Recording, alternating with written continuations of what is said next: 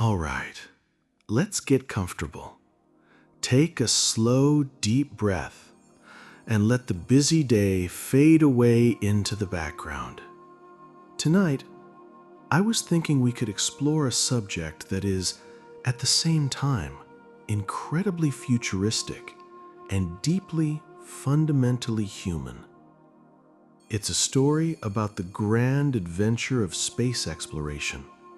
But we're not going to focus on the powerful rockets or the distant, mysterious planets. Instead, we're going to focus on something much more personal, much more familiar, and in its own way, much more complex. We're going to tell the quiet story of what astronauts eat. It seems like such a simple, everyday thing, doesn't it? 3 meals a day. But when you leave the gentle embrace of Earth, the simple act of eating becomes one of the most difficult and fascinating puzzles to solve. Food, for us, is so much more than just a collection of nutrients. It's comfort. It's culture. It's the taste of home. It's the centerpiece of our celebrations and a quiet companion on lonely nights. So when humanity first decided to send people into the cold, sterile, and profoundly alien environment of space, the question of how to bring that essential piece of our humanity with them was a very serious one. Before we can even talk about menus or taste, we have to start with the most basic problem of all, a problem born from the laws of physics. We have to talk about the problem of a single crumb. Here on Earth, our lives are governed by the constant, gentle, and mostly invisible pull of gravity. If you bite into a piece of toast, the crumbs fall down onto your plate or the floor. We don't even think about it. If you pour a glass of water, the water stays neatly in the glass. We take these simple truths for granted. But in the weightless environment of space, all the rules change. In zero gravity, or more accurately, microgravity, crumbs don't fall. They float.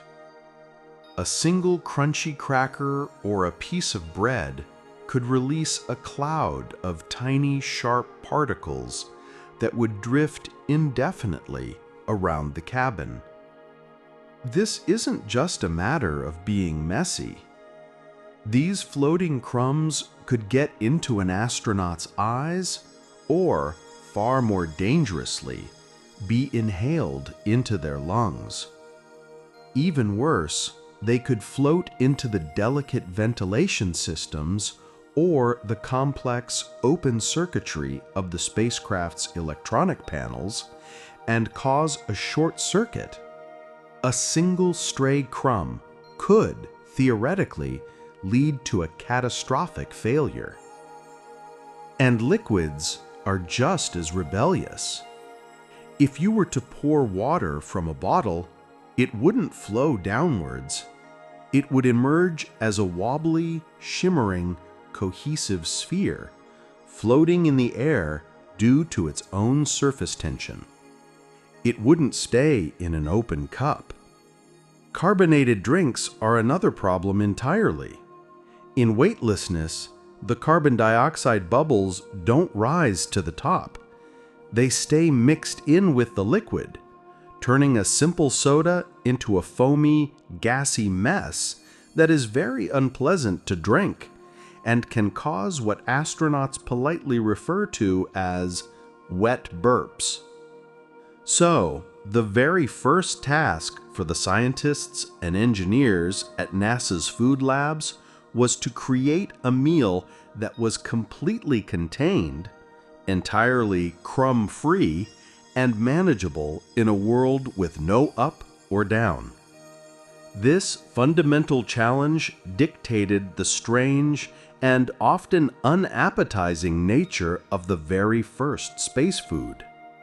It was a problem not of cuisine, but of pure, unadulterated physics. And its solution would take us on a journey that started with simple, unappealing paste and is heading towards 3D printed pizzas and fresh-grown salads on Mars. Let's begin that journey at the very start, in the dawn of the space age. We're in the early 1960s, the era of the Mercury program. This was America's first attempt to put a man in space. The missions were short, and the Mercury capsule itself was incredibly small. It was a tiny one-man cone, so cramped that the astronaut couldn't really move. The capsule was essentially worn rather than flown. In this environment, the food was treated less as a meal and more as a scientific experiment. In fact, one of the primary questions that needed answering was, can a human even eat and digest food properly in a weightless environment? It sounds like a silly question now, but at the time, some scientists were genuinely concerned. They worried that without gravity to pull food down, the process of swallowing, known as peristalsis, might not work correctly. They thought food might get stuck in the esophagus, or that the digestive system might become confused. Proving that humans could eat, drink, and digest normally in space was a critical early goal. So, for John Glenn, the first American to orbit the Earth in 1962, the menu was designed to be as simple and as safe as possible. To solve the problem of floating food, the engineers at NASA took their inspiration from two very down-to-earth sources, the baby food aisle and the toothpaste aisle. The first meals consumed by American astronauts were mostly pureed food, packed into aluminum tubes that looked exactly like a tube of toothpaste and were operated in the same way. The astronaut would put the nozzle in their mouth and squeeze the contents out. The menu included options like pureed beef with vegetables, or a dessert of pureed applesauce sweetened with xylitol.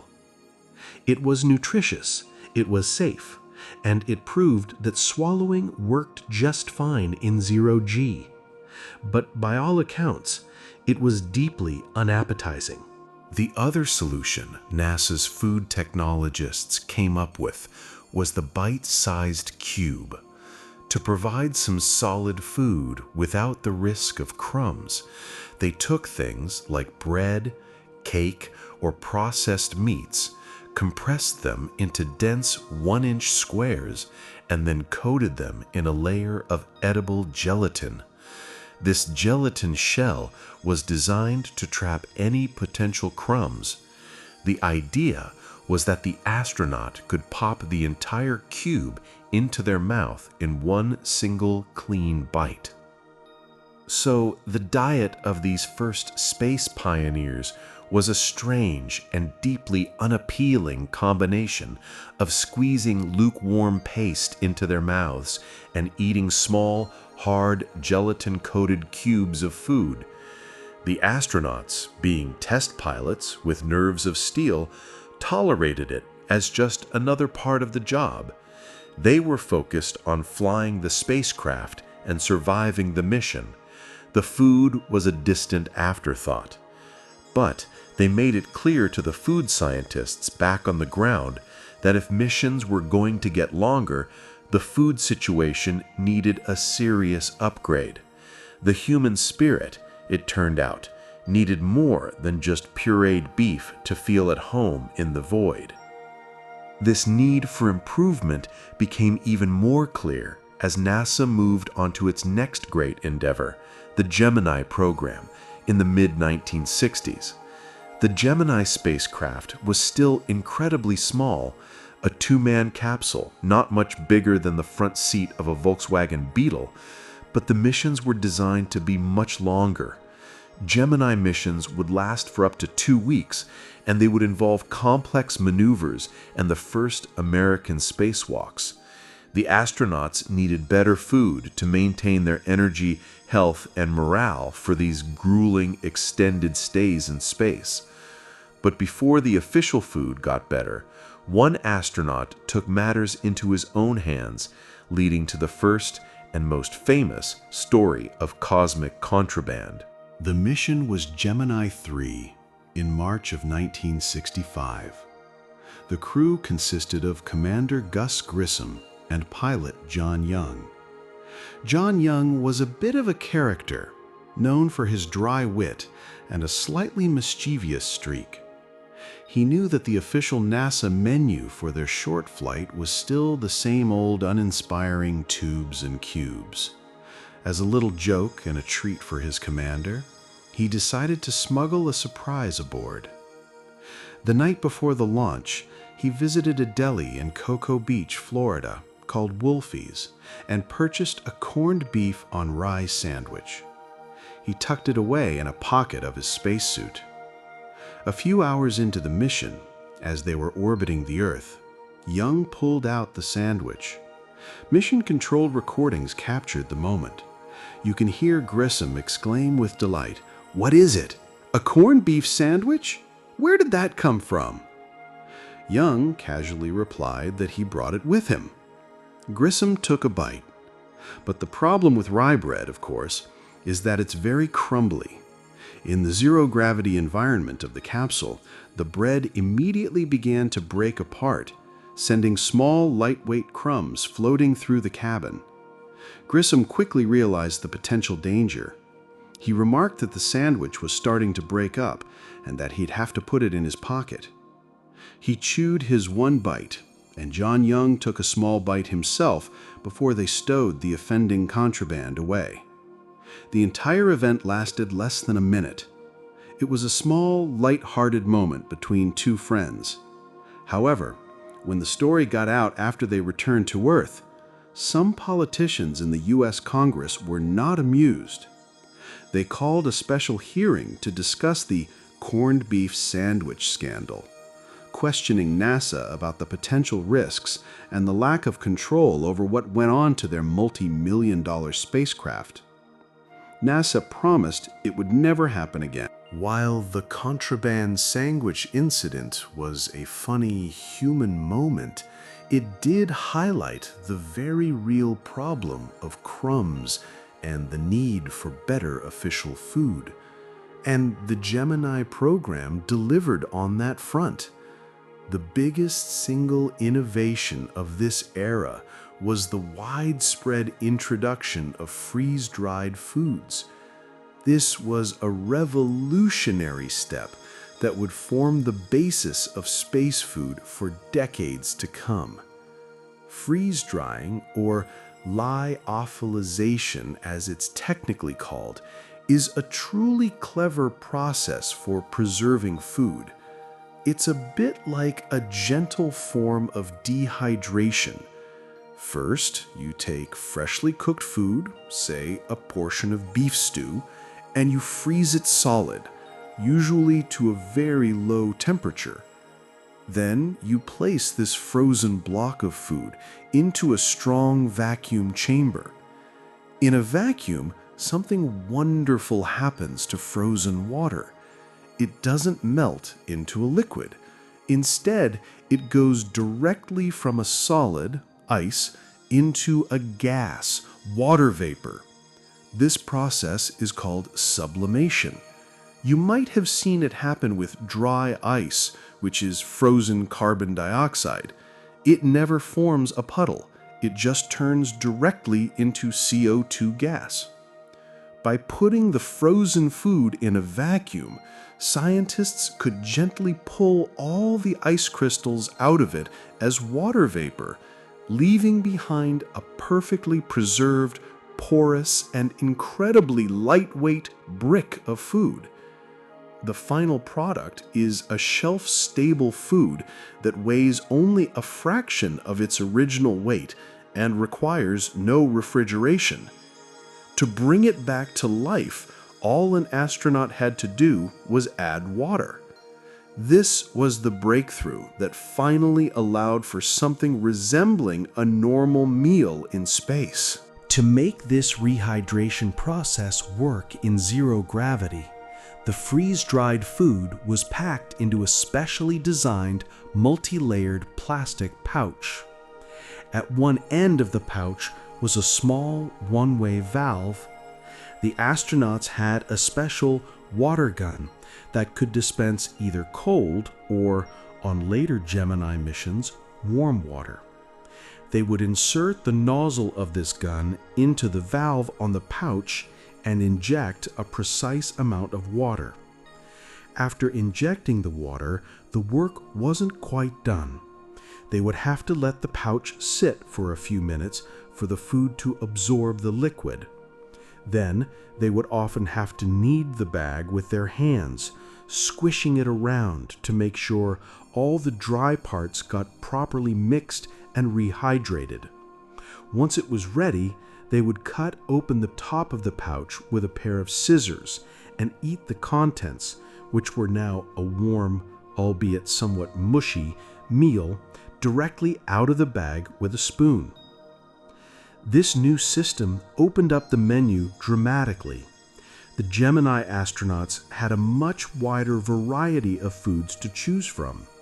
They could have things like shrimp cocktail, chicken and vegetables, beef pot roast, and spaghetti.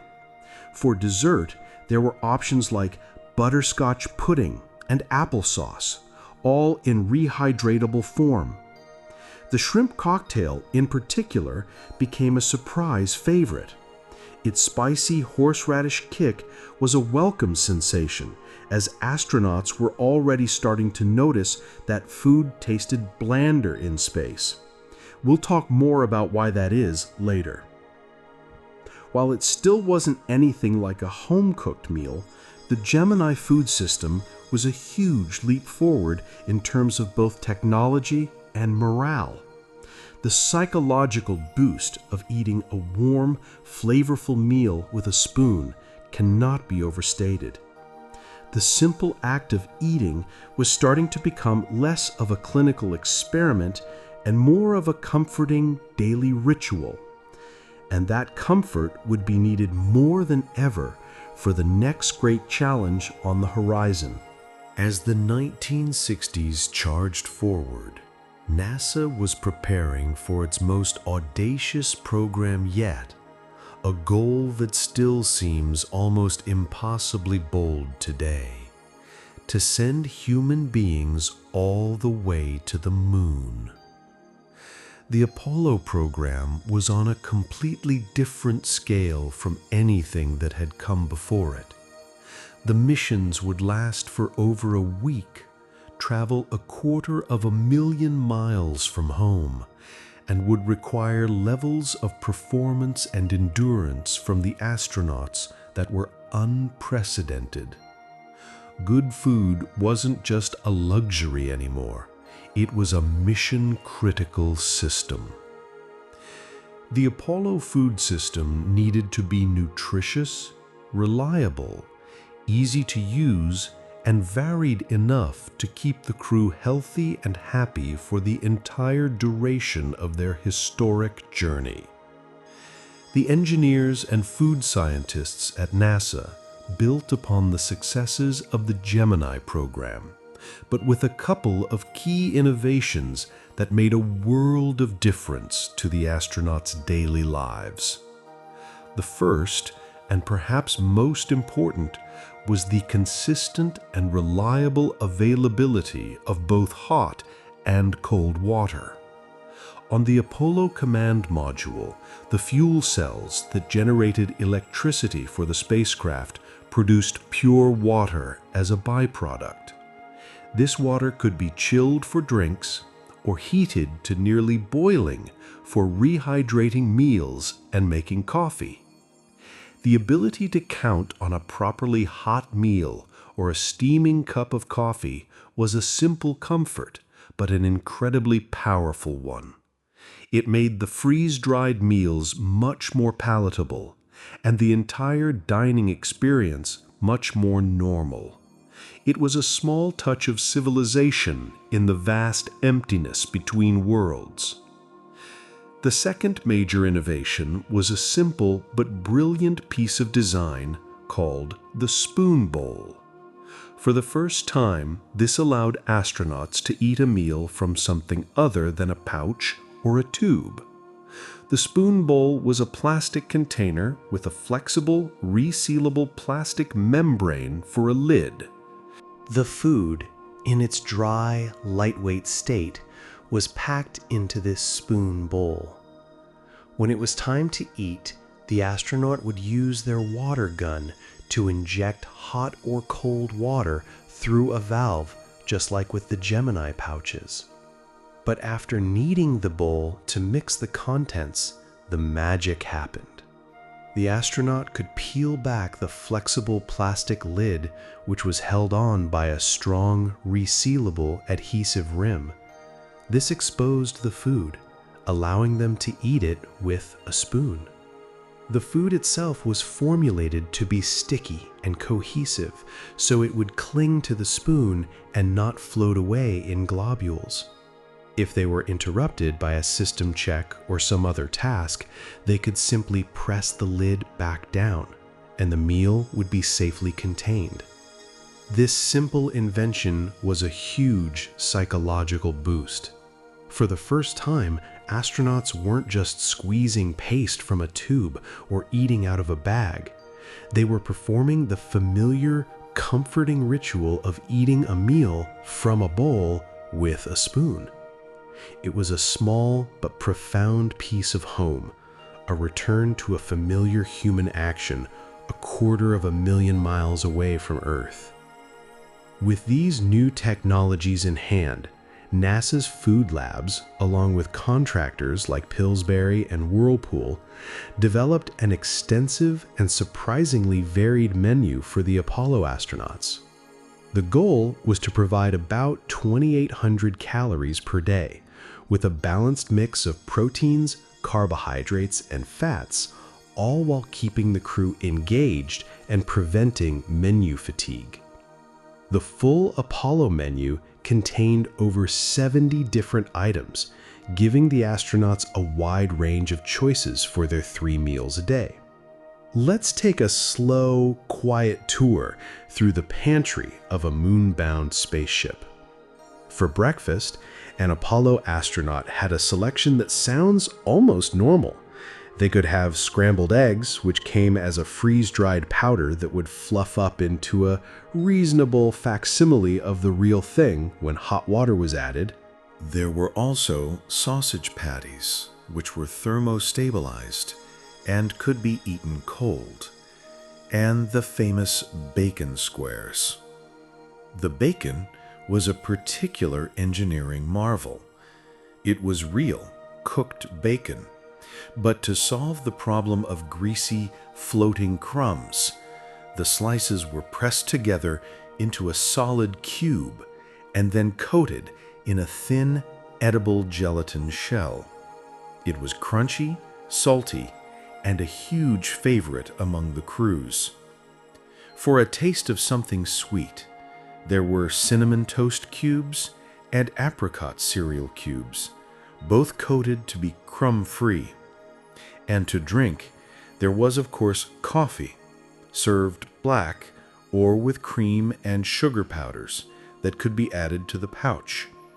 There were also various fruit-flavored drinks, with orange and grapefruit being the most popular breakfast choices. For lunch and dinner, the options were even more extensive, falling into a few different categories. The rehydratable spoon bowl meals were the heart of the menu. These included comforting, classic American dishes like beef stew, made with tender chunks of beef, potatoes, and carrots. There was chicken a la king, with chicken and vegetables in a creamy sauce. And there was spaghetti with meat sauce. All of these were carefully formulated to be extra sticky or thick, to make them easy to eat with a spoon in zero gravity. One of the most requested and beloved items, carrying over its popularity from the Gemini program, was the shrimp cocktail. It consisted of freeze-dried shrimp that would plump up when rehydrated, served with a famously spicy powdered cocktail sauce. Why was this so popular? As we've discussed, the fluid shift in space dulls the sense of taste and smell. The intense, fiery kick of the horseradish in the cocktail sauce was one of the few flavors that could really cut through that blandness. It was a welcome jolt to the senses. Alongside the rehydratable meals, there were also the wet packs, or thermostabilized pouches. These were foods that retained some of their natural moisture. The process was similar to canning, where the food was cooked and then sealed in a multi-layered foil pouch before being heat sterilized. This allowed for items that just wouldn't work in a freeze-dried form. The most famous of these were the thermostabilized frankfurters. An astronaut could enjoy a hot dog, albeit without a bun, in the middle of deep space. Other options included turkey and gravy and ham salad. The Apollo menu also included a variety of snacks and desserts to be eaten throughout the day. The bite-sized cubes were still around, but they were much improved. There were brownie cubes, gingerbread cubes, and the surprisingly popular date fruitcake cube. There were also natural form foods that could be eaten as is, as long as they were low in crumbs. These included things like nuts packed in oil to keep them from flying apart, and specially formulated sugar cookies. For dessert, after a main meal, astronauts could choose from several puddings like chocolate or butterscotch, which came in rehydratable pouches. All in all, it was a menu designed not just for bare-bones survival, but for genuine, long-term human well-being. The food scientists at NASA understood a fundamental truth. A well-fed crew is a happy and effective crew. And this brings us to one of the most unique dining experiences in all of human history. After the incredible tension and triumph of landing the Eagle on the moon, and before their historic moonwalk, Neil Armstrong and Buzz Aldrin had to have a meal. The flight plan called for it, a quiet moment to refuel and mentally prepare for the incredible task ahead. Imagine the scene. Two men, the first humans ever to stand on another world, are sitting inside a tiny, fragile machine that looks like a mechanical insect. The cabin is incredibly cramped, not much bigger than a closet. Outside their small, triangular window is a landscape of profound and perfect silence. A starkly beautiful gray desert under a black sky. Inside, after all the excitement of the landing, the cabin is filled with the faint, strange, metallic smell of the lunar dust that was kicked up by their engine. In this truly alien environment, they prepared their first meal on the moon. It was a simple, functional affair. According to the mission logs, their menu consisted of thermostabilized bacon squares, peaches, sugar cookie cubes, and drinks. It was a strange mix of sweet and savory, but it provided the quick energy they needed. There, in the quiet of Tranquility Base, they ate. two men sharing a meal in a place that had, until that moment, been completely untouched by life. And as we mentioned before, Buzz Aldrin followed this meal with his own deeply personal ceremony. He had brought with him a small kit from his church containing a tiny chalice, a small amount of wine, and a communion wafer. In the quiet moments before opening the hatch, he radioed back to Houston, asking for a moment of silence and inviting listeners to give thanks in their own way. He then turned off his radio and in private took communion. It was a quiet, contemplative act, a way of bringing a deeply personal piece of his own earthly culture and faith to this new and sterile world. It's a beautiful reminder that space exploration is, at its heart, a human endeavor, filled with all of our complexities, our traditions, and our need for meaning. Now, our story of space food must, for a moment, leave the dramatic sprint of the Apollo era behind. The moon landings were incredible, but they were short-duration visits. The next great chapter in space exploration would be about endurance. It would be about learning to truly live and work in space for long, extended periods. This was the era of the first space stations. And for the United States, the first great home in orbit was a magnificent and in some ways still unmatched space station called Skylab. Launched in 1973, Skylab was an absolute giant. It was constructed from the repurposed upper stage of a Saturn V rocket, the same colossal rocket that had propelled the Apollo missions to the moon. Its main interior space, the orbital workshop, was a cavernous two-story area, as wide as a small house. After the cramped phone booth-sized capsules of Mercury, Gemini, and Apollo, Skylab was a veritable mansion. And for the first time, this mansion had a proper kitchen and a dining room. The food system on Skylab was a complete and total revolution. It was designed to make life in space as normal and as comfortable as possible, to study how humans adapted to living in orbit for months at a time. The station had a dedicated galley area with a triangular dining table. The table had special restraints on the floor that the astronauts could lock their cleated shoes into, holding them in place so they could sit around the table together, facing each other, just like a family having dinner on Earth. This social aspect of dining was considered critically important. But the real game changer on Skylab was the presence of a freezer and a refrigerator. This was a first in spaceflight, and it opened up a whole new world of culinary possibilities.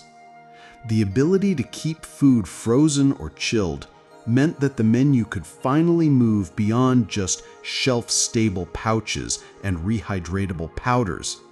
For the first time, astronauts could eat food that was much, much closer in taste and texture to what they would eat at home. The Skylab missions, which hosted 3 different crews for progressively longer stays, became a grand experiment in orbital gastronomy. The astronauts on Skylab ate from special food trays that had built-in heaters to warm their meals to the perfect temperature. The trays also had magnets to hold their knives, forks, and spoons in place. The entire experience was designed to mimic a normal mealtime ritual as closely as possible, and the crew loved it. It was a small but significant victory against the strangeness of their new weightless home.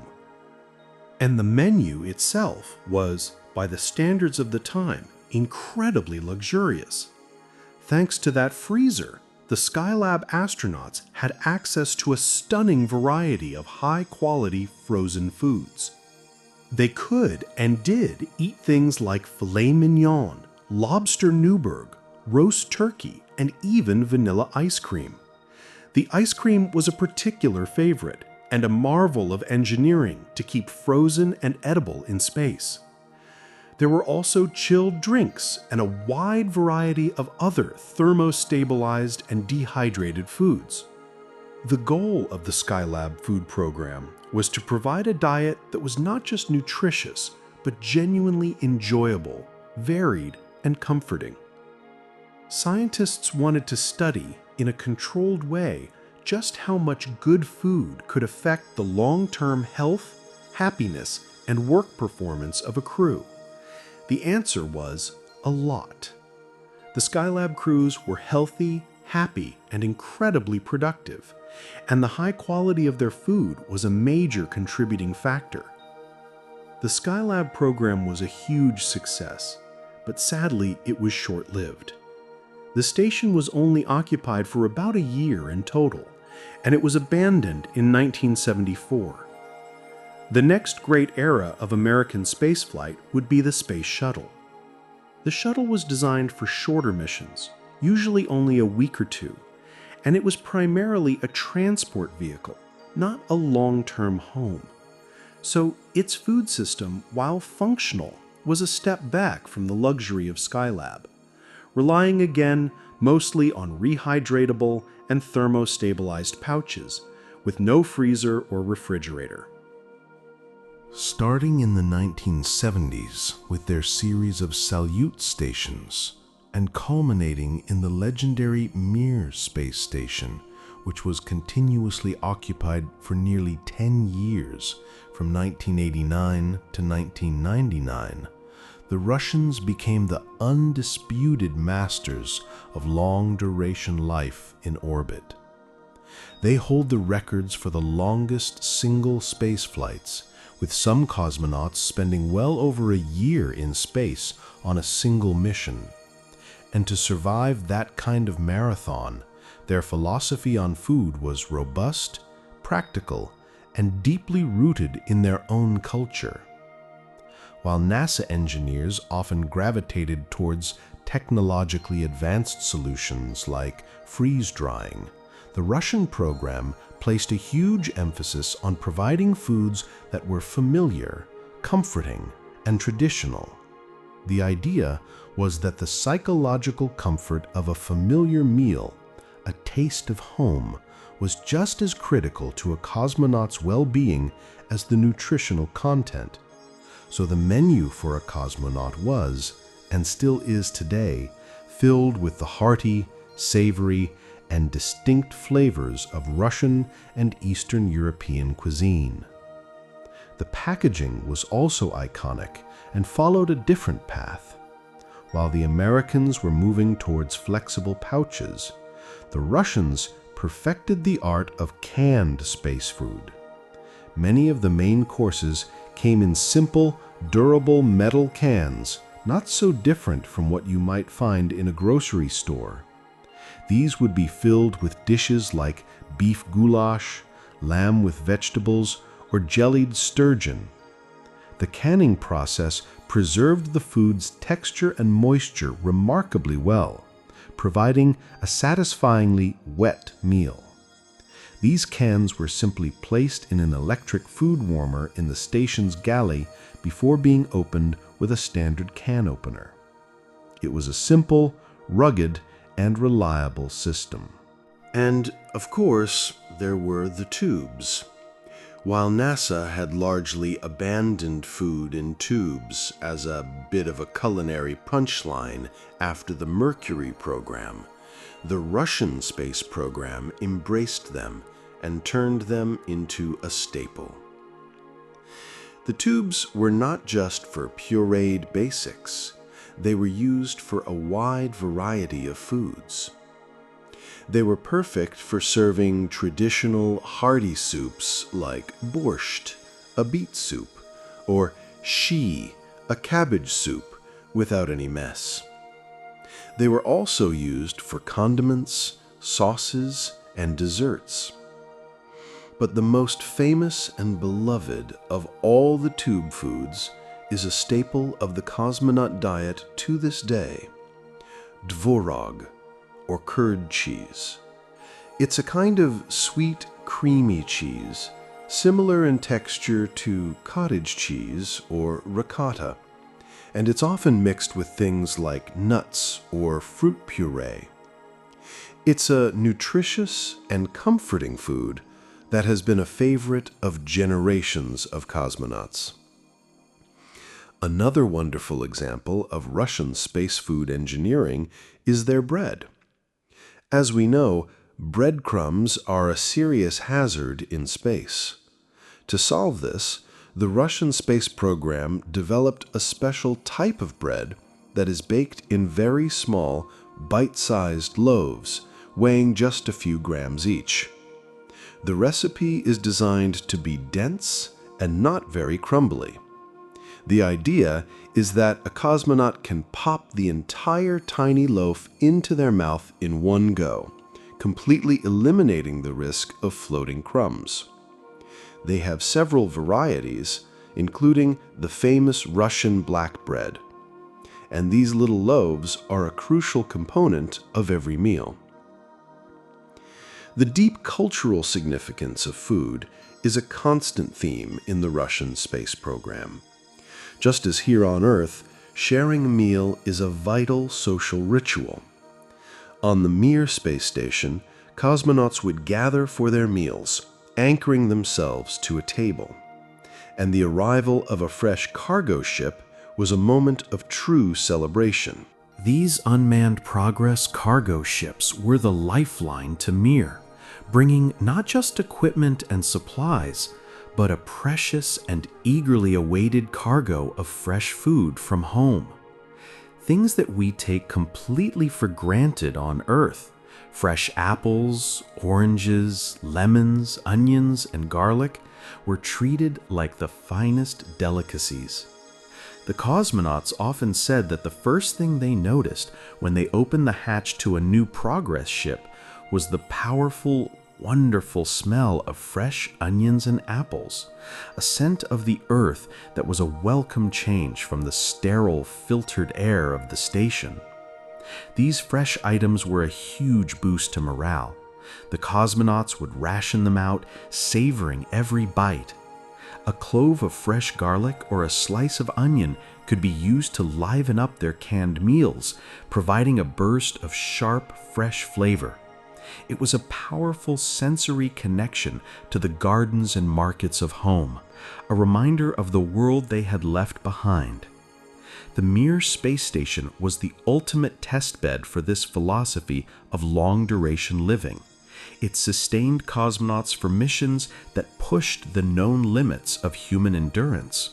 Valery Polyakov, a Russian doctor and cosmonaut, spent a record-breaking 437 consecutive days aboard Mir in the mid-1990s, the longest single spaceflight in human history. His survival and relative good health upon his return were a testament to the robustness of the life support and food systems that had been refined over decades. And it was on Mir, during the Shuttle Mir program in the 1990s, that the two great space food traditions finally came together. For the first time, American astronauts lived aboard the Russian station for extended periods, sharing the kitchen and the dining table with their cosmonaut crewmates. They traded foods, sharing American freeze-dried pouches for Russian canned goulash and borscht in a tube. It was a period of incredible collaboration and a preview of what was to come. It was the dress rehearsal for the most ambitious and complex food program yet, the global kitchen of the International Space Station. The food warmer looks a bit like a suitcase. The astronauts can place their packaged food pouches or cans inside, set a timer, and the device uses gentle electric heating elements to bring the meal up to a pleasant temperature. It's a simple, reliable workhorse of the space station kitchen. There's also a rehydration station, a sophisticated water dispenser that can provide precisely measured amounts of either hot or cold water. This is used to prepare all the freeze-dried meals and powdered drinks. And there is a small refrigerator, but its space is extremely limited, and it's mostly used for preserving scientific samples, like blood or urine. Only very occasionally is it used to store special, perishable food items that might have just arrived on a resupply mission. The food itself is an incredible amalgam of different types, each with its own specific preparation method, shelf life, and purpose. The vast bulk of the food supply falls into a few main categories. Let's take a very slow, detailed tour through the modern space pantry, one category at a time. First, you have the backbone of the menu, especially on the US side of the station, the thermostabilized pouches. This is the modern, flexible pouch version of the canned food your grandparents might have had in their pantry.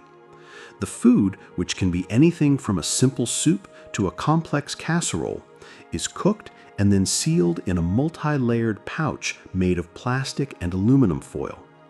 The entire pouch is then heated under intense pressure to a very high temperature. This process, called thermal stabilization or retorting, sterilizes the food completely, killing any bacteria. This allows the food to be stored at room temperature for several years without spoiling. It's a very safe and reliable technology. The variety of thermostabilized meals is huge. The standard NASA menu contains over 200 different items to provide variety and prevent menu fatigue. The astronauts can choose their meals months in advance with the help of a dietitian. Some of the classic and most popular American options include things like macaroni and cheese, which has a surprisingly creamy and cheesy texture.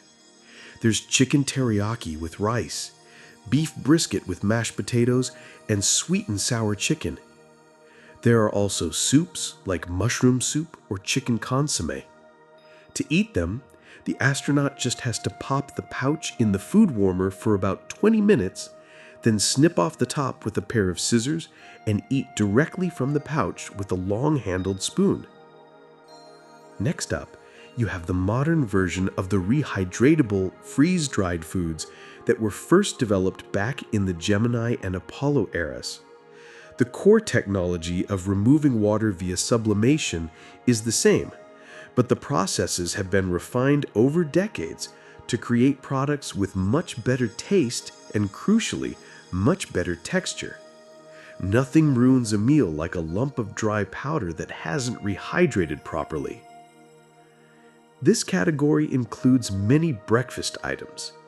Astronauts can have things like granola with milk and blueberries, or scrambled eggs. The scrambled eggs come as a dry, crumbly powder in a pouch.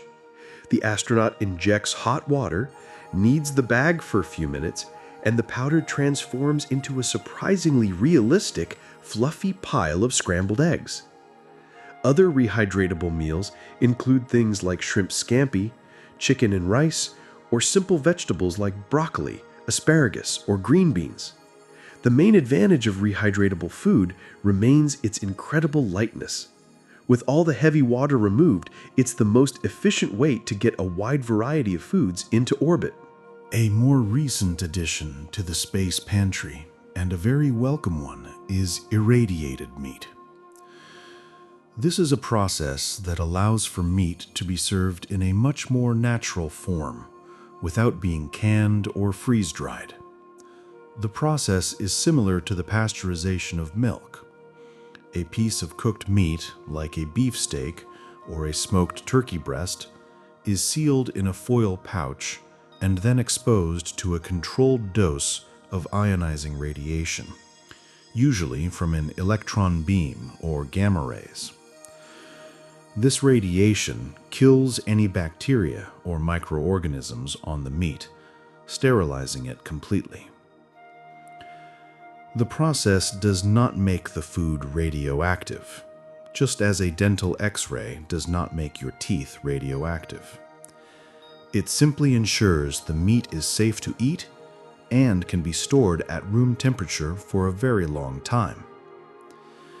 This allows astronauts to have the satisfying experience of eating a proper, solid piece of meat that has a much more familiar texture than the rehydrated or thermostabilized options.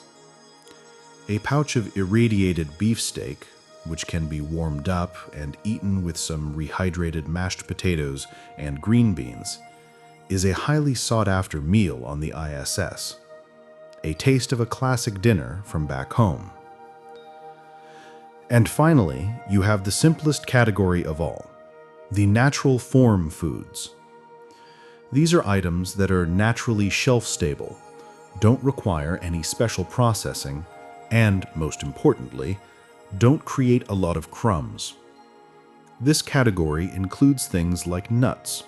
Almonds, pecans, and peanuts are popular, which are often lightly salted or coated in honey to make them stick together. It includes things like dried fruit, granola bars, and a variety of cookies and crackers that have been specially formulated to be less crumbly than their earthly counterparts. And of course, this category includes the single most important food item on the ISS, the humble tortilla. The tortilla has become, without exaggeration, one of the most essential and beloved food items in the entire space program. Why? Because it elegantly solves the problem of bread. As we've discussed, bread is a crumb-producing nightmare in a weightless environment. A simple sandwich could release a small cloud of microscopic projectiles that could endanger the crew and the station. The Russians solved this with their bite-sized one-off loaves, but the American program needed a flat, versatile bread product. For years, they struggled to develop a crumb-free loaf of bread, but nothing ever worked perfectly. Then, in the 1980s, an astronaut of Mexican descent, Rodolfo Neri Vela, was scheduled to fly on the space shuttle, and he asked if he could bring tortillas with him. The food scientists at NASA tested them and had a revelation. Tortillas are perfect for space. They are naturally low in crumbs, they are shelf-stable for a very long time, and they are incredibly versatile. The problem was solved. Since then, tortillas have been a standard feature on every American-led mission. Astronauts use them for everything. In the morning, they'll rehydrate some scrambled eggs and sausage and roll it up in a tortilla for a breakfast burrito. For lunch, they'll spread peanut butter and jelly on one. They can be used to scoop up messy foods like beef stew, or folded over some irradiated steak to make a simple sandwich. Some astronauts have even gotten creative, using them as a base for a makeshift pizza, spreading some tomato paste and cheese on top and warming it up. The simple, humble flour tortilla has become the plate, the bread, and the utensil of choice for astronauts. It is a perfect example of a simple, existing technology being adapted to the high-tech world of space. Now, let's move on from the standard NASA pantry and explore the truly wonderful thing about dining on the ISS. It is a global kitchen. While the core menu consists of the standard American and Russian foods, each of the international partner agencies contributes its own special bonus foods for their astronauts to enjoy and to share with the crew. This has turned the station into a truly international buffet, and it provides a wonderful source of variety and cultural exchange. Let's take a slow tour for this global pantry, one country at a time. We'll start with the Japan Aerospace Exploration Agency, or JAXA. The Japanese have a deep cultural appreciation for the quality and presentation of food, and they have brought that philosophy to space. JAXA has a list of officially certified Japanese space foods, which have to meet their own rigorous standards for taste, safety, and texture. These foods are a vital link to home for Japanese astronauts and have become very popular with the entire crew. The menu includes things that are instantly recognizable as Japanese cuisine. They have various types of ramen noodles, which are specially prepared to be less splash-prone when eaten in space. They have canned fish, like sanma kabayaki, which is Pacific sari in a sweet soy glaze. They have pouches of beef curry, a classic Japanese comfort food. They also have other traditional items like red bean paste, seaweed soup, wakame, and of course a variety of high-quality green teas. For Japanese astronauts, being able to enjoy the familiar flavors of their home cuisine is a huge psychological comfort during a long stay in orbit. And for their international crewmates, it's a wonderful opportunity to experience authentic Japanese food in the most unusual dining room imaginable. Next, let's visit the contributions from the European Space Agency, or ESA. The ESA has often taken a more gourmet approach to its bonus foods, sometimes collaborating with world-renowned chefs to create special meals for their astronauts. This brings a touch of haute cuisine, or high-end cooking, to the space station galley. The French astronaut Thomas Pesquet, for example, is famous for bringing some truly spectacular dishes with him on his missions. He has worked with Michelin-starred chefs like Alain Ducasse and Thierry Marx to create space-certified versions of classic French dishes. These have included things like beef bourguignon, cod with black rice, and even a fancy dessert called caramelized apple fondant. These meals are carefully prepared and packaged, often using advanced canning techniques to preserve the complex flavors and textures. For Pesquet, sharing these meals with his international crewmates is a way of sharing a piece of French culture. Italian astronauts have followed a similar path. Luca Parmitano has enjoyed meals like lasagna and eggplant parmigiana, designed to bring the authentic taste of Italy to orbit. German astronauts have had dishes like chicken ragu with mushrooms. The ESA's philosophy is that an exceptional meal can be a powerful tool for boosting morale and celebrating special occasions. It's a quiet reminder that even in a high-tech environment driven by science and engineering, there is still a place for artistry and the simple joy of a truly delicious meal. These gourmet offerings are a special treat saved for weekends or celebrations, and they are eagerly anticipated by the entire crew. Even smaller space agencies contribute their own unique cultural flavors. The Canadian Space Agency, CSA, for example, is well known for providing bonus foods that are distinctly Canadian. The Canadian astronaut Chris Hadfield, who became famous for his videos from the ISS, shared things like maple smoked salmon and maple cream cookies with his crew. These items, with their unique and beloved Canadian flavors, are another way of sharing a piece of home and creating a sense of cultural identity in the international environment of the station. And, of course, we must not forget the Russian contribution, which is more than just bonus food. It is a cornerstone of the entire ISS food system. As we discussed, the Russian segment has its own kitchen and its own pantry, stocked with their traditional space food. An astronaut's daily menu is often a mix of both the American and Russian offerings. A cosmonaut might start their day with Russian curd cheese with nuts, have an American chicken teriyaki pouch for lunch, and then share a canned Russian goulash with the whole crew for dinner. This daily exchange of food is one of the most powerful symbols of the international cooperation that the station represents.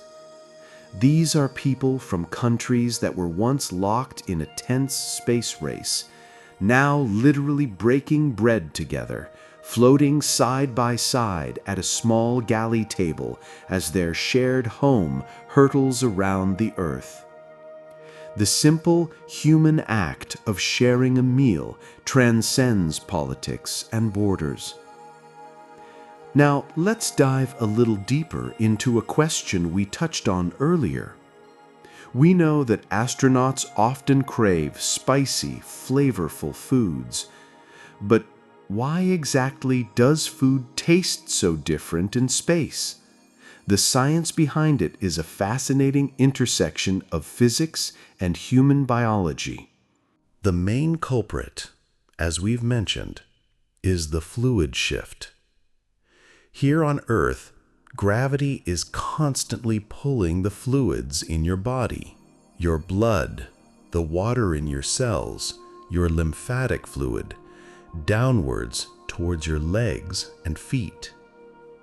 Your cardiovascular system is built to work against this, constantly pumping fluid uphill to your head.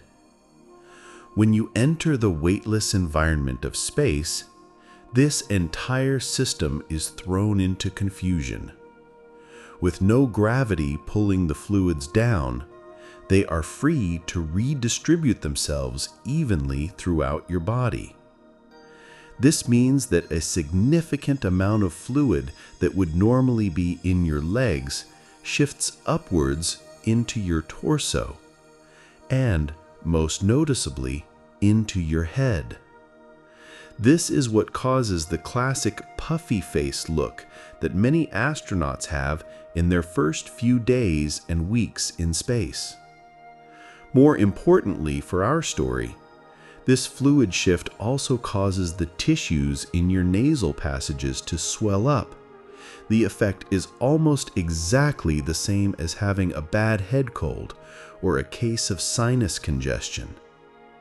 And as anyone who has ever tried to eat a meal with a stuffed up nose knows, your sense of smell is responsible for the vast majority of what you perceive as flavor.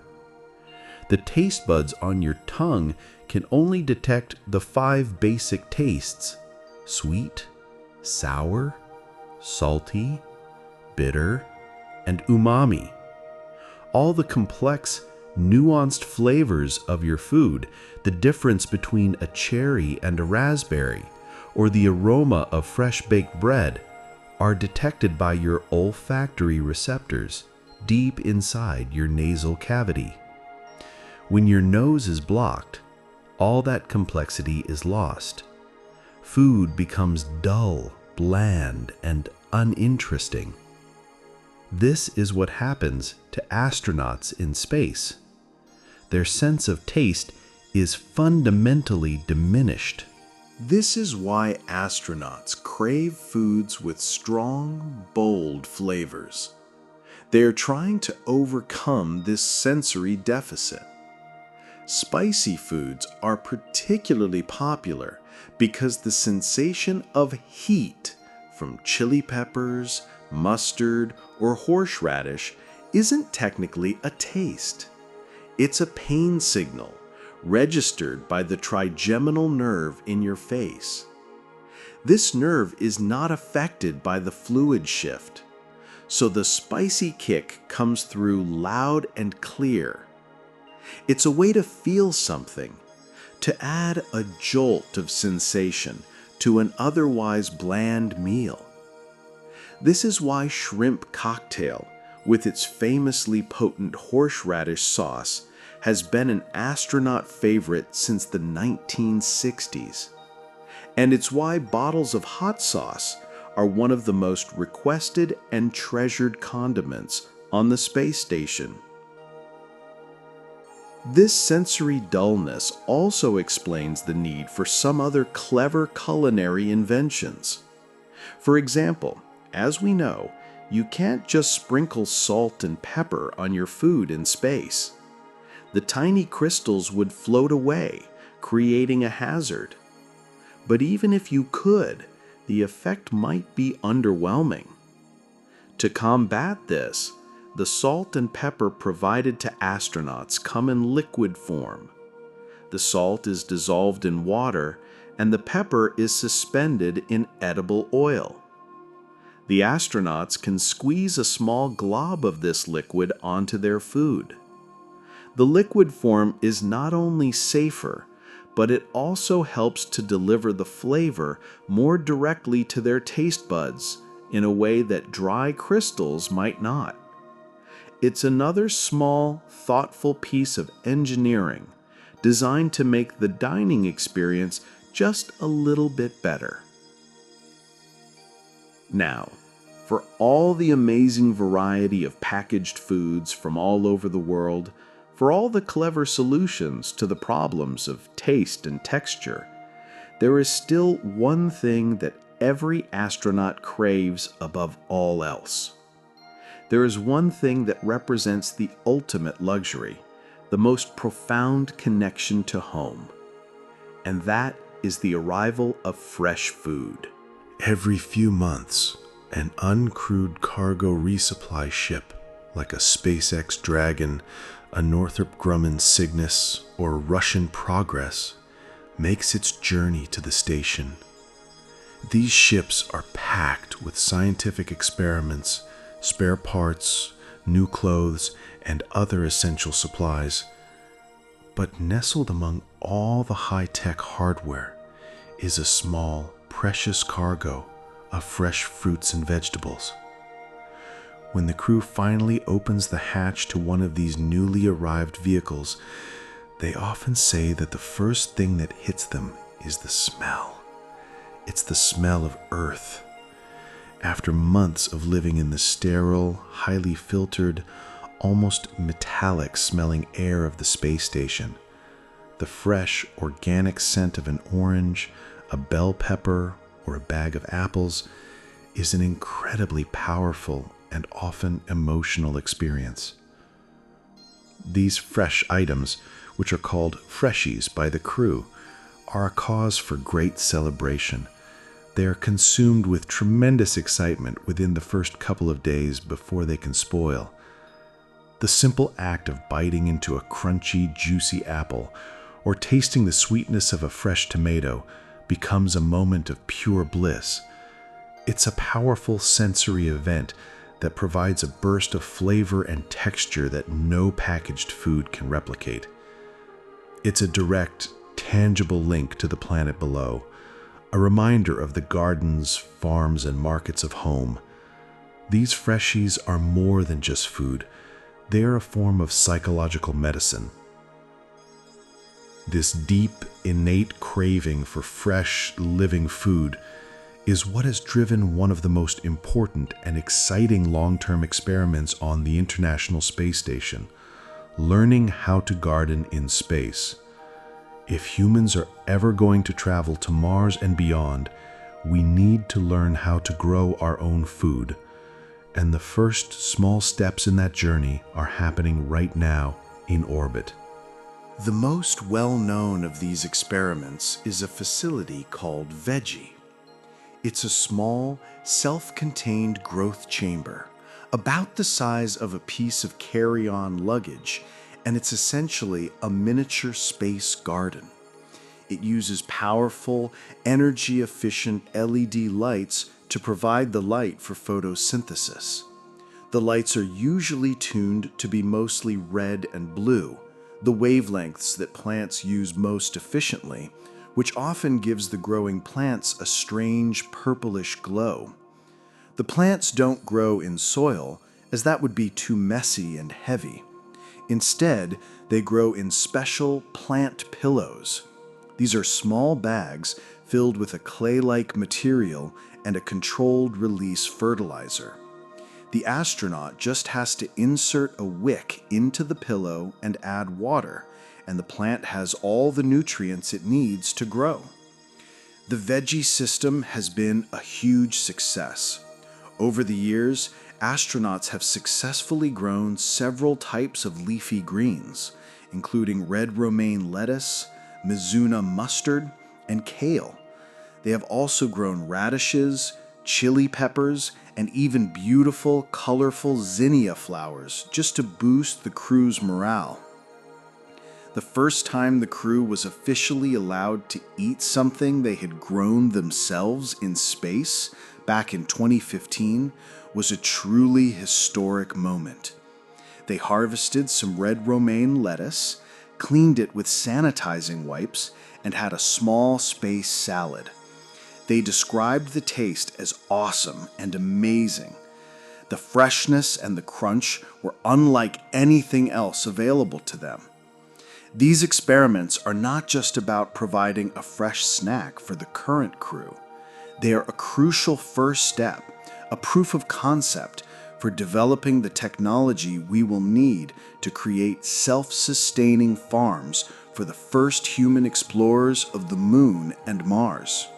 And just as importantly, we've learned that the act of gardening itself, of caring for a living, growing plant in the sterile mechanical environment of the space station, has a huge and positive psychological benefit for the crew.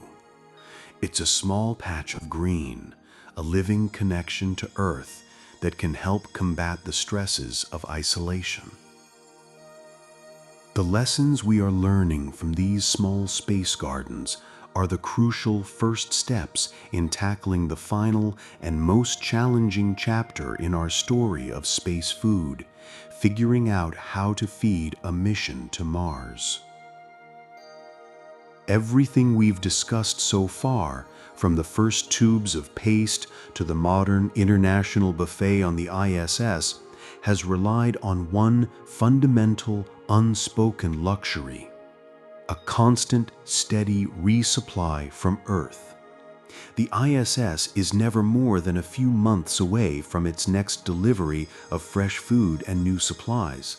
A mission to Mars will have no such safety net. It will be the first time in history that humans have truly had to leave the nest, to venture out on a journey so long and so far that they must be almost completely self-sufficient.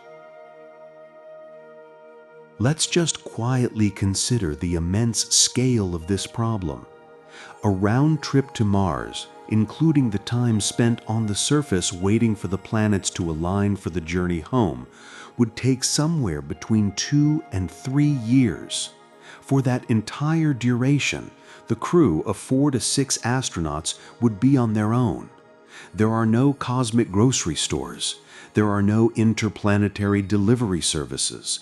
Every single meal, every single calorie they will need for that entire 3-year voyage must either be brought with them from the start or grown and produced along the way. It is a logistical challenge of almost unimaginable proportions. The first and most basic hurdle is the problem of long-term food stability. As we've seen, NASA is very good at creating packaged foods that can last for a couple of years. But for a Mars mission, the food would need to remain safe, nutritious, and, just as importantly, palatable for up to 5 years, or even longer, to account for the time it's packed on Earth, the pre-launch preparations, and the mission duration itself. This is a huge leap in food preservation technology. Over a period of 5 years, even the most carefully packaged food can begin to degrade. The primary concern isn't just that it might spoil, but that it will lose its nutritional value. Vitamins are particularly fragile and sensitive molecules. Key vitamins like vitamin C, vitamin B1, thiamine, vitamin A, and vitamin E can break down over time, especially when exposed to the constant low-level bombardment of deep space cosmic radiation.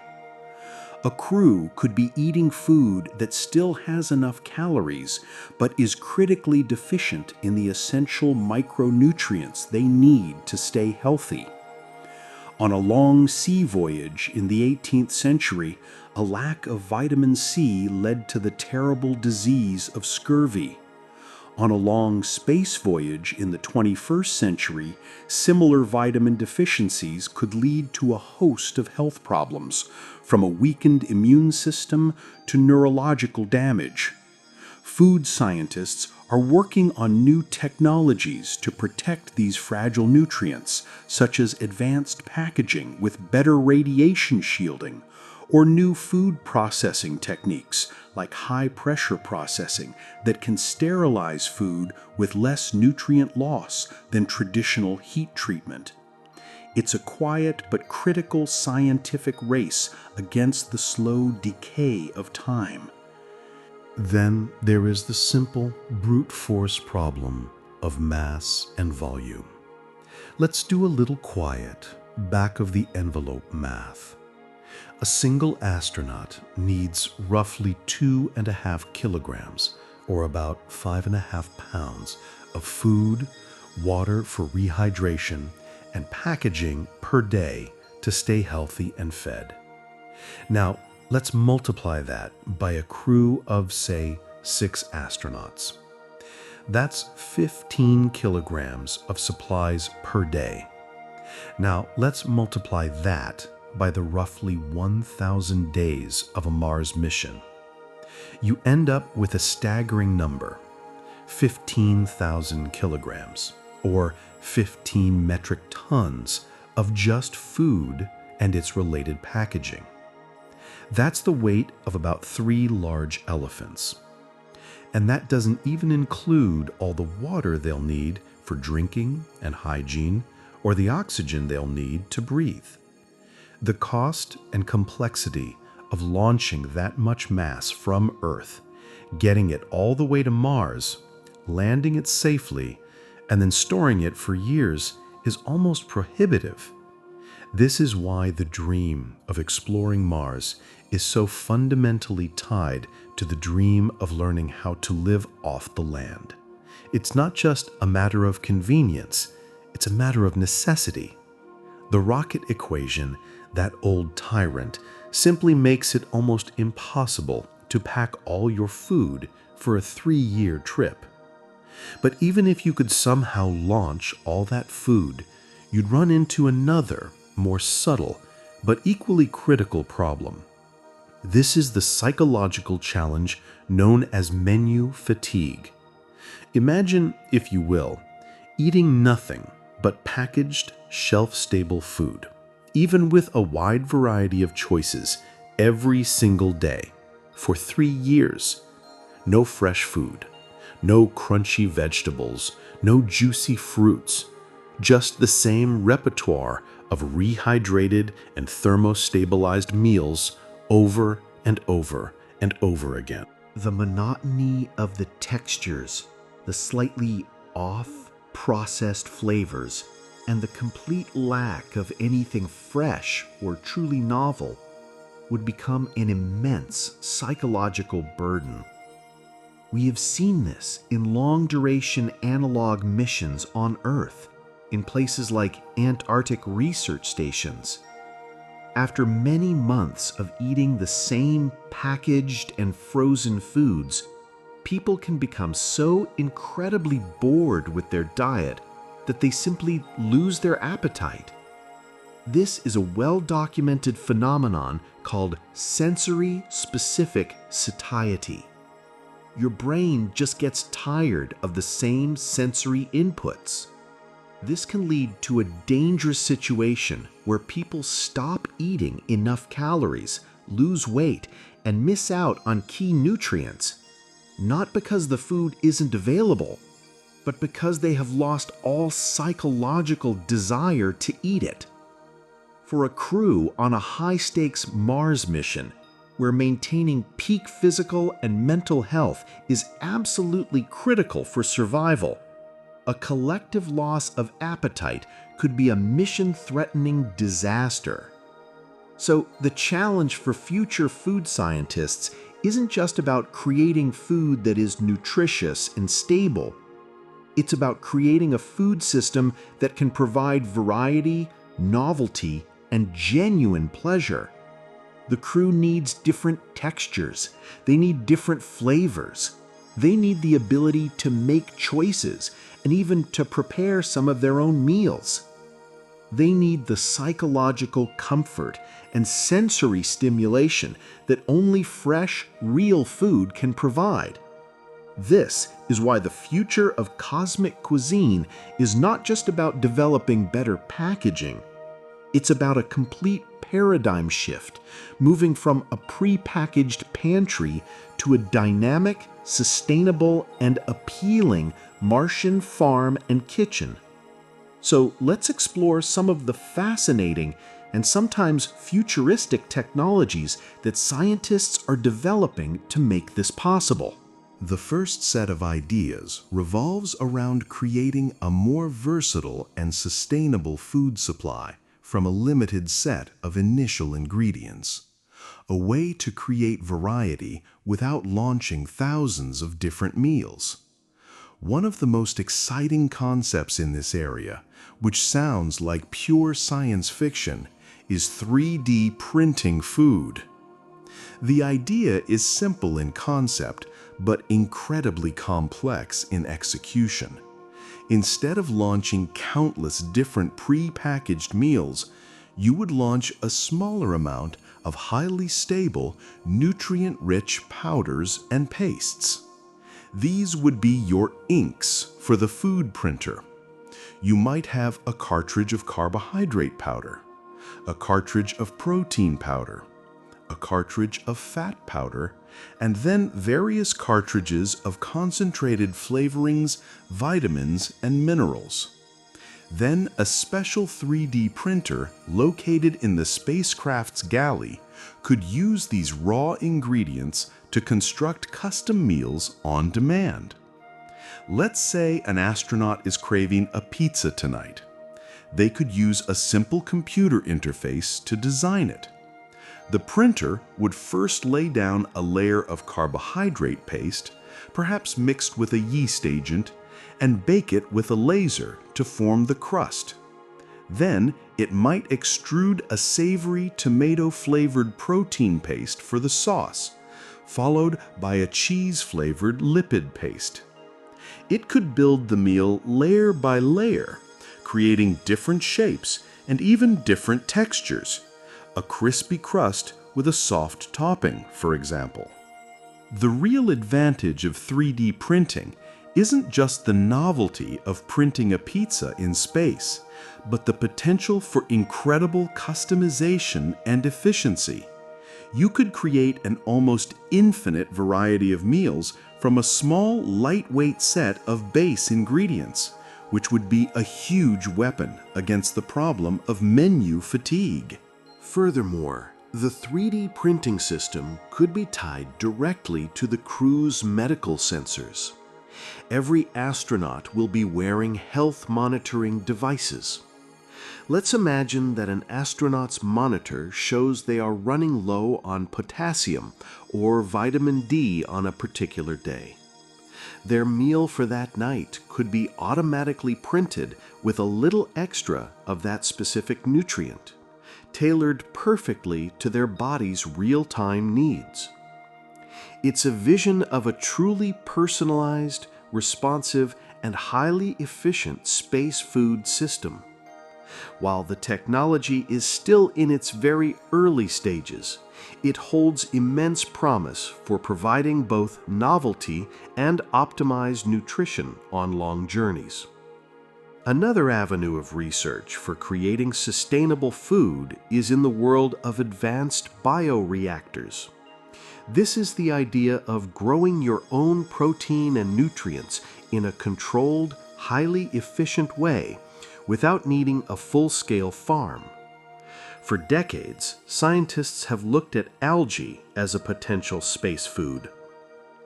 A bioreactor, which is essentially a lighted, nutrient-filled tank, could grow something like spirulina, a type of blue-green algae, very quickly. Algae are an incredible nutritional powerhouse, packed with protein, vitamins, and minerals. The resulting green paste might not sound very appetizing on its own, but it could be a hyper-efficient nutritional supplement, or more appealingly, it could be used as the protein ink in the 3D food printer we just talked about. Other, more advanced concepts involve using mycoprotein. This is the fungus-based protein that is used in many popular meat substitute products on Earth. It can be grown in a bioreactor by feeding simple sugars to a specific type of fungus.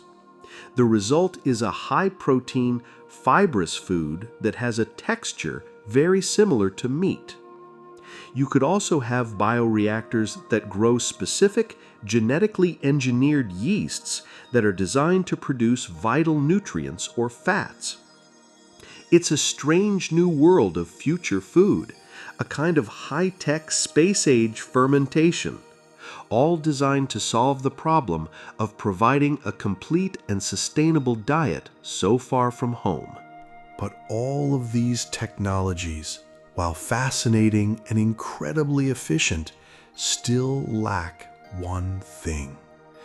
They lack the profound psychological comfort and sensory pleasure of eating a fresh, whole plant. And that brings us to the ultimate goal, the true holy grail for any long-term human presence off-world: large-scale space farming.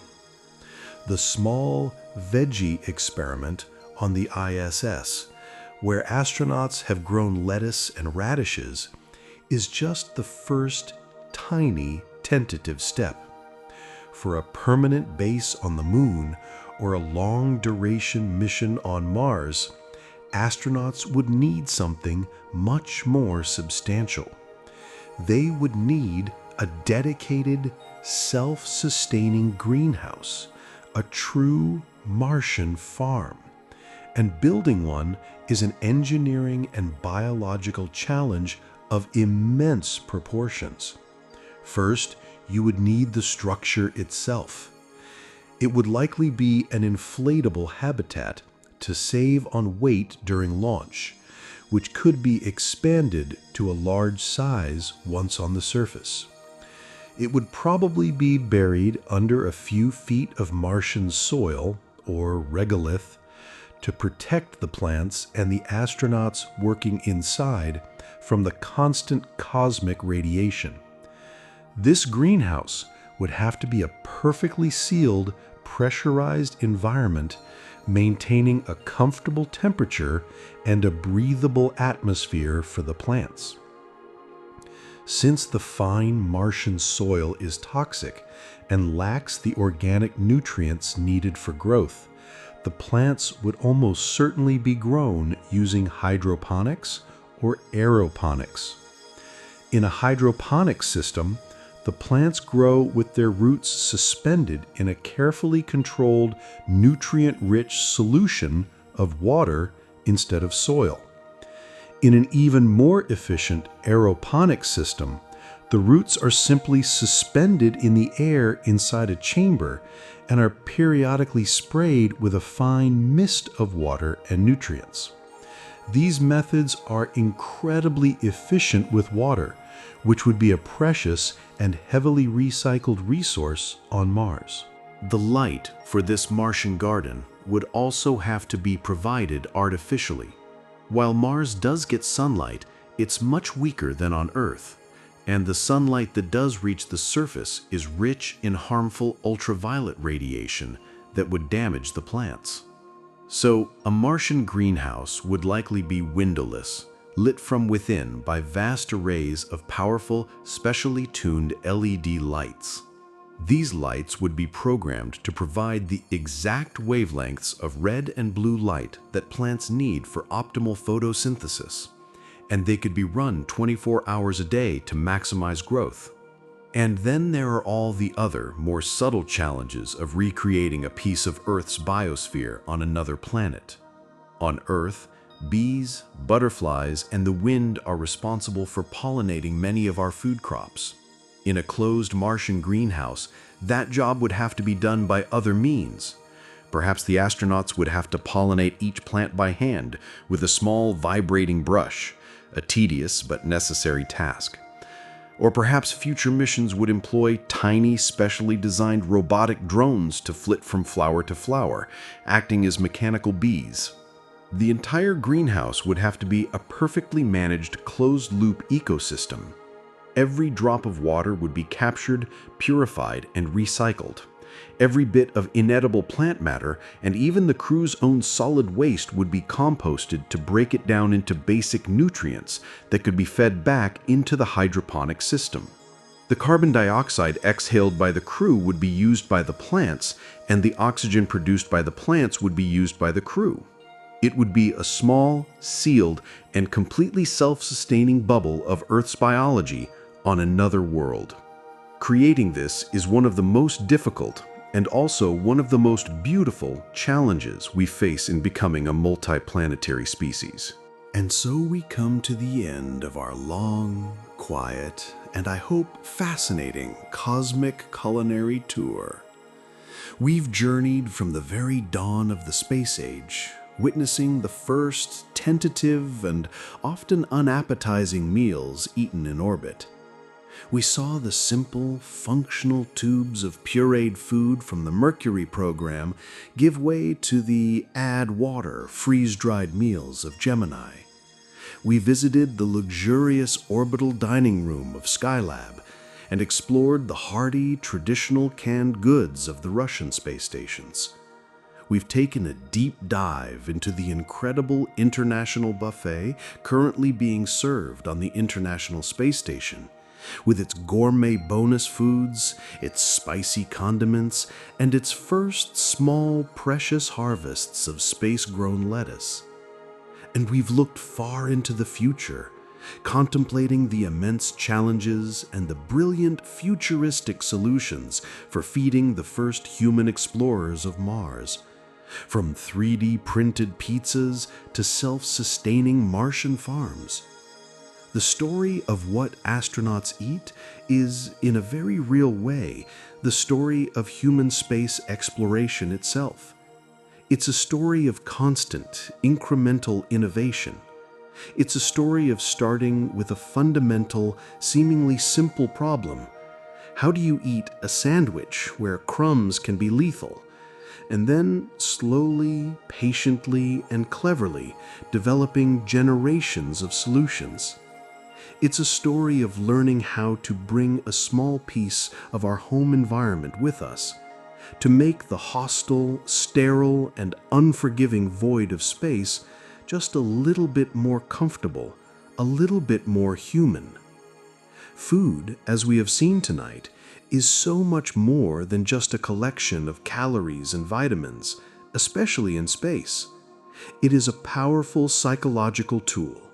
It is a source of comfort, a reminder of home, a way to mark the passage of time and to celebrate special milestones. We often focus on the astronauts, the heroes of our space stories, but the cosmic meal begins long before launch in a special place on Earth.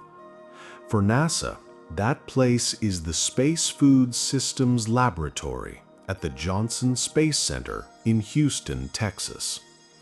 This is the kitchen where the menu for American astronauts is developed, tested, and prepared. It's a place of incredible science and surprising creativity. The process of getting a new food item onto the space menu is long and incredibly meticulous. It's not as simple as just deciding to add, say, chicken noodle soup. First, the food scientists have to develop a recipe that is not only nutritious, but can also withstand the rigors of processing, whether it's being freeze-dried, thermostabilized, or irradiated. The texture has to be right, so it will be appealing after rehydration. The flavor has to be robust enough to stand up to the dulled senses of the astronauts. Once a potential recipe is developed, it goes through extensive testing. It's stored on shelves for months, even years, and periodically tested to see how its flavor, texture, and nutritional content degrade over time. It's subjected to vibration tests to simulate the violence of a rocket launch, and radiation tests to see how it holds up. But the most important test of all is the taste test. The food is prepared and presented to a panel of expert tasters as well as to the astronauts themselves. In a special sensory booth, they rate the food on a scale of 1 to 9 for things like appearance, flavor, texture, and aftertaste. A food item has to score an average of 6 or higher to even be considered for the space menu. The astronauts' opinions are the most critical. If they don't like it, it won't fly. After all, there's no point in sending up nutritious food if no one wants to eat it. The dietitians at the Space Food Lab also play a crucial role. Long before a mission, they work closely with each astronaut to plan their personal menu. Every astronaut has different tastes, different caloric needs, and different cultural preferences. The dietitian's job is to create a balanced, varied, and appealing menu for every single day of the astronaut's long stay in space. They have to ensure that the menu provides the right amount of calories, which can be higher than on Earth due to the intense exercise regimen, and the right balance of vitamins and minerals. They also work to accommodate personal requests. An astronaut might have a favorite comfort food, and if the food lab can find a way to process it safely for spaceflight, they will try to include it. These small, personalized touches are incredibly important for morale. Then there's the team responsible for the packaging. This is a science in itself. The pouches have to be incredibly strong and reliable, with multiple layers to protect the food from oxygen and moisture. They have to be easy for a person in a bulky suit with clumsy gloves to handle. And they have to be as lightweight as possible. Every gram counts. And finally, there's the team that packs the meals. For a long-duration ISS mission, the crew's food is packed into special containers, organized by astronaut and by day. It's a giant logistical puzzle, making sure every meal is accounted for and stored correctly for its long journey to orbit. It is a quiet, meticulous, and deeply caring process, all done by a dedicated team on the ground, whose goal is to make sure that the astronauts, so far from home, have a good, safe, and comforting meal to look forward to at the end of a long day. Now that we've appreciated the team on the ground, let's turn our attention to a less glamorous but equally critical part of the food story, the other end of the digestive process. Let's talk about waste. In a tiny, sealed environment like a spacecraft or a space station, managing waste, from food packaging to human waste, is a fundamental challenge of survival. Nothing can be thrown away because there is no away. Let's start with the packaging. After every meal, an astronaut is left with an empty pouch or can.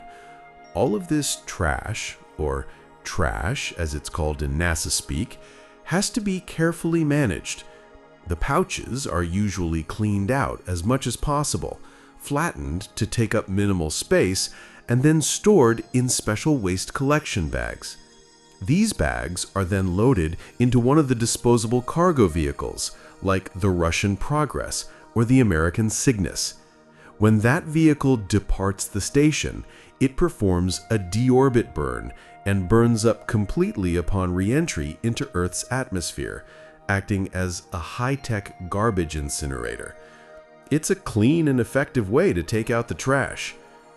Human waste, however, is a much more complex problem and a much more valuable resource.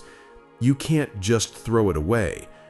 On a long journey to Mars, the water contained in human waste will be absolutely essential for survival.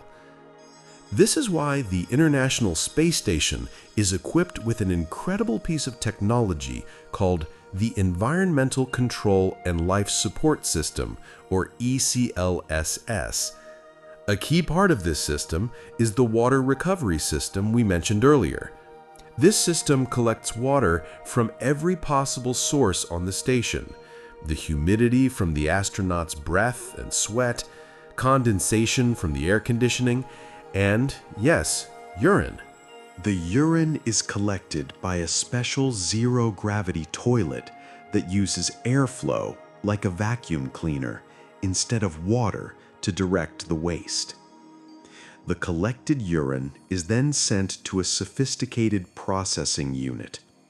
This unit first distills the urine, essentially boiling it at a low pressure to separate the pure water vapor from the leftover salts and minerals, which are called brine. This brine is collected and disposed of. The water vapor, along with all the other wastewater collected from the station's air, is then passed through a series of incredibly fine filters. These filters remove any remaining contaminants, both biological and chemical. The result is water that is, as we said, purer than most of the tap water we drink on Earth. This recycled water is then used for everything: rehydrating food, bathing, and, of course, drinking. This system is able to reclaim about 98% of all the water brought to the station, dramatically reducing the amount of fresh water that needs to be launched from Earth. It's a perfect example of a closed-loop system, and it is absolutely essential technology for any future long-duration missions into deep space. It turns a waste product into the most precious resource in space. Now, let's take another quiet detour, this time back into the science of nutrition itself. We've talked about the challenges of keeping food stable and the problem of menu fatigue. But the very nutritional needs of the human body seem to change in the space environment in ways we are still trying to fully understand. This is the quiet challenge of space nutrition. For example, on Earth, our bodies are very good at absorbing and using calcium to maintain our bones. In space, without the constant stress of gravity, the body starts to shed bone mass. This process releases a lot of calcium into the bloodstream. The body sees this excess calcium and thinks, "Oh, we have too much calcium." So it actually reduces its ability to absorb calcium from food in the gut. This makes the bone loss problem even worse. To combat this, space dietitians have to ensure the astronauts' diet is very rich in calcium and also in vitamin D, which is essential for calcium absorption. Since they are not exposed to sunlight to naturally produce vitamin D, they have to get it all from their food and supplements. Another interesting nutritional quirk relates to iron. On Earth, our bodies are constantly producing new red blood cells, a process that requires a good supply of iron.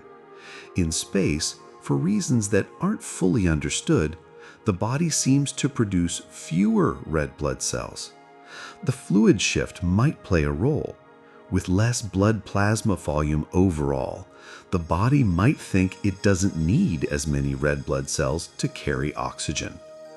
This means an astronaut's need for iron can actually decrease in space.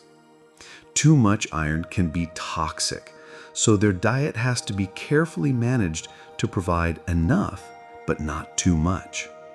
Sodium is another major concern. Many prepackaged and processed foods are very high in sodium, which is used as a preservative and for flavor.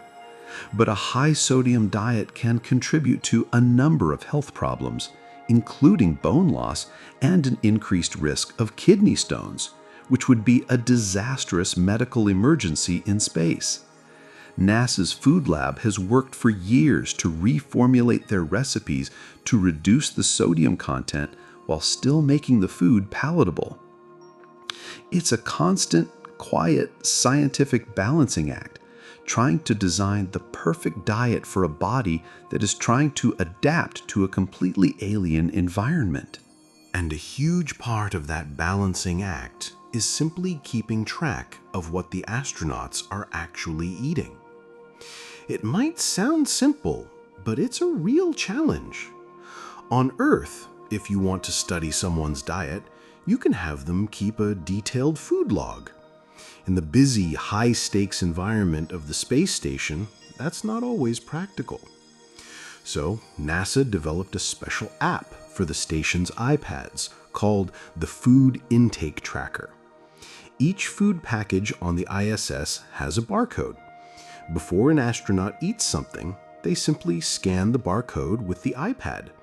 The app then logs that item into their daily food diary, automatically keeping track of their caloric intake, their vitamin consumption, and their fluid intake. This data is then sent down to the dietitians on the ground, who can monitor the astronaut's nutritional status in near real time.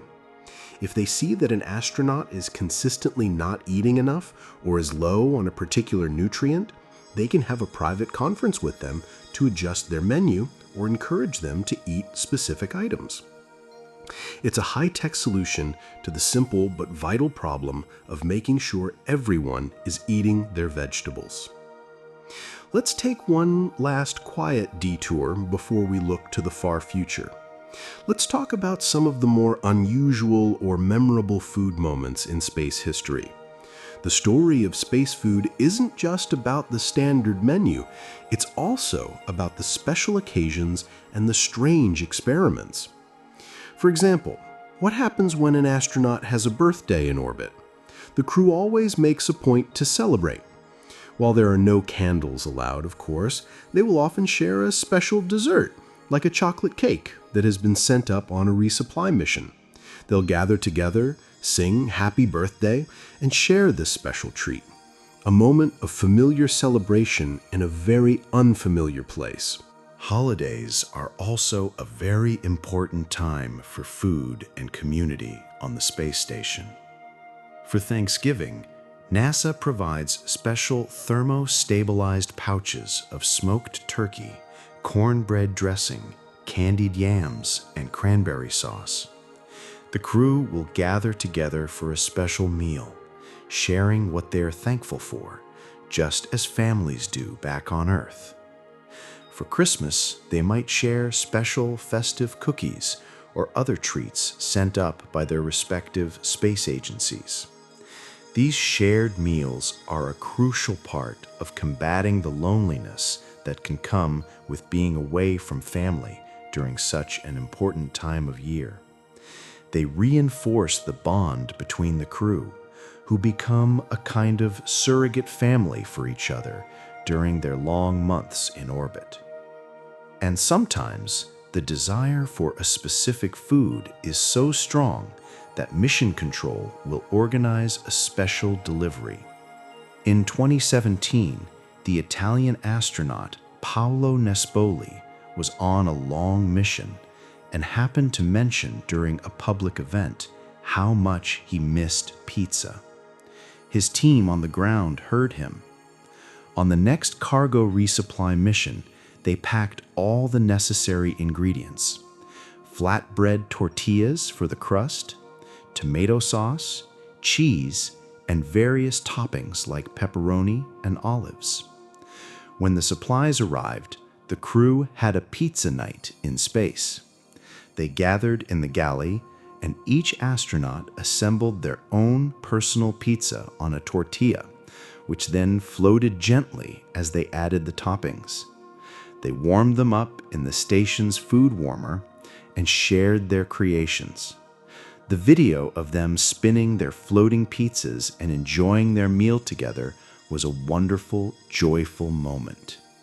It wasn't just about eating pizza. It was about having the creative, communal, and slightly messy experience of making food together. It was another small but powerful taste of home. There have been other fun culinary firsts as well. In 2019, a special oven nicknamed the Zero-G Kitchen was sent to the station to test the feasibility of baking in space. The first experiment was to bake chocolate chip cookies. Special pre-made cookie dough was sent up, and the astronauts baked one cookie at a time in the experimental oven. The challenge is that without gravity, the heat doesn't circulate in the same way, so getting an even bake is very difficult. The first cookies came out a bit undercooked, but the astronauts reported that the smell of freshly baked cookies filling the space station was absolutely incredible, a scent no one had ever experienced in orbit before. There have also been experiments with carbonated beverages, though these have been less successful. The problem, as we mentioned, is that in zero-G, the carbon dioxide bubbles don't rise to the top. They stay mixed in with the liquid. This makes the drink a foamy mess and can cause significant digestive discomfort for the astronauts. So, for now at least, sodas and beers remain firmly an earthly pleasure. These small experiments, from baking cookies to making pizza, are more than just fun activities. They are important research, helping us understand the complex physics and human psychology of preparing and consuming food in space, paving the way for the future Martian kitchen we've already discussed. And so we come to the true end of our long, quiet, and I hope fascinating cosmic culinary tour. We've journeyed from the very dawn of the space age, witnessing the first tentative and often unappetizing meals eaten in orbit. We saw the simple, functional tubes of pureed food from the Mercury program give way to the add-water, freeze-dried meals of Gemini. We visited the surprisingly luxurious orbital dining room of Skylab, with its freezer full of ice cream and lobster. We explored the hearty, traditional canned goods and borscht-filled tubes of the Russian Salyut and Mir stations, a testament to the comforting power of familiar food. We've taken a deep and detailed dive into the modern marvel that is the International Space Station, a true global kitchen flying 400 kilometers above our heads. We've looked at the different food technologies, from thermostabilized pouches to irradiated steaks. We've toured the International Pantry, sampling Japanese curry, French gourmet meals, and Canadian maple cookies. We've understood why food tastes different in space, and why a bottle of hot sauce is one of an astronaut's most prized possessions. And we've seen the beginnings of a new era, with the first fresh salads grown in humanity's first space garden. And finally, we've looked far into the future, contemplating the immense challenges and the brilliant, sometimes futuristic solutions for feeding the first human explorers of Mars, from 3D printed pizzas to vast, self-sustaining hydroponic farms. The story of what astronauts eat is, in a very real way, the story of human space exploration itself. It's a story of constant, incremental innovation. It's a story of starting with a fundamental, seemingly simple problem. How do you eat a sandwich where crumbs can be lethal? And then slowly, patiently, and cleverly developing generations of solutions, each one building on the successes of the last. It's a story of learning how to bring a small piece of our home environment with us to make the hostile, sterile, and unforgiving void of space just a little bit more comfortable, a little bit more human. Food, as we have seen tonight, is so much more than just a collection of calories and vitamins, especially when you are farther from home than any human has ever been. It is a powerful psychological tool.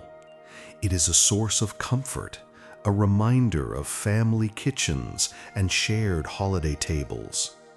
It is a way to mark the passage of time in an environment where the sun rises and sets 16 times a day. It is a way to celebrate a birthday, to share a cultural tradition, to solidify the bonds of a small, isolated crew that must depend on each other for their very survival. The simple, familiar ritual of gathering for a meal can be the most important anchor of normalcy in the most alien environment imaginable. The sharp, fresh crunch of a newly harvested leaf of lettuce after months of packaged food is a sensory joy, a burst of life that connects an astronaut directly back to the soil, the rain, and the sunshine of their home planet. The ongoing quest to create better food for space is, at its heart, a quest to take better care of the human being inside the spacesuit. It's a quiet acknowledgement that to explore the stars, we need to nourish not just our bodies with proteins and carbohydrates, but our souls with flavor, with variety, with ritual, and with connection. And there is no more fundamental way we, as humans, do that than with a good meal. So as you drift off to sleep tonight, perhaps feeling full and comfortable yourself, let your mind rest. Think of the simple, quiet comfort of your own favorite food, and the incredible multi-generational journey of human ingenuity that is trying with all its might to bring that same small, essential comfort to the farthest reaches of our exploration. It's a beautiful thought that no matter how far we travel from this world, we will always try to bring the taste of home with us. Sweet dreams.